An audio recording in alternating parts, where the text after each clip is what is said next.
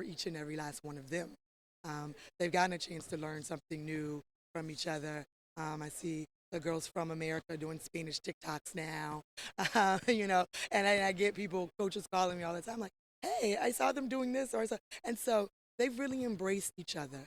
It can go one of two ways when everybody's new and thrown into an environment. It can become very, but nobody's territorial. We're all coming in, it's all new, and so we're just trying to help each other. We would love to have local players. This is a great city with a lot of talent, but when you're pressed to fill a roster very quickly, you're just trying to find the most talented players that you can put your hands on in a short period of time. And so we built some really good relationships with some of the high schools locally, and we're looking forward to adding players from Detroit as we continue to grow. You could speak maybe to a couple of players individual that have kind of stepped up from a leadership standpoint when you address the media. You were careful to talk about the team's progress, but you didn't mention many impact players to this point. Who will fans be able to kind of put an eye on when they take the court as kind of the leaders that have stepped up really quick? I did not mention impact players, and I'm very careful about doing this.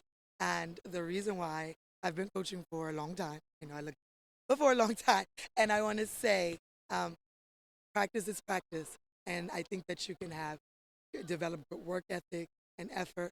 But there's going to be some girls that'll show up when the lights are on, and I don't want to leave anybody out. We do have some young ladies that have produced where they were. I thought Deja Moses did a great job at Ryder. She averaged almost 8 points a game in the MAC. The MAC is a really tough league. I think in RPI there may be 7 or 8 when we come down to Division I leagues. So 8 points in that league should equate out to some production in the Horizon League. And then also looking at Sydney Searcy, who started out at Florida and then ended up at Morgan State. And so you don't start out in the SEC and not be able to play. So I'm looking for her to have or bring that experience and be able to do some things early on. And Tori Powell, she did well at Greensboro, UNC Greensboro. She also averaged about 7 points a game there. In was there in their, I guess, a metamorphosis period of coming into a championship. They won a championship while she was there. So she understands building. She understands building with the culture piece with it. And she understands getting on the other side of success, seeing your work actually pay off. And so I would foresee those young ladies doing well. We've had some girls do really, really well in practice. Again, practice game when the lights come on. I don't want to leave anybody out, so I won't go any further with that.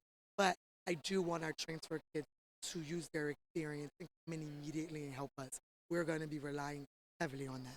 Titan fans, we're going to be talking to Sydney and Tori in just a little bit. Stay tuned here from Detroit Titans Media Day. Coach, thank you very much for your time. Thank you so much. I appreciate your time as well. Go Titans. LaTanya Collins, I'm Denny Kapp. Jeremy Otto and myself will be back here on Media Day at Callahan Hall.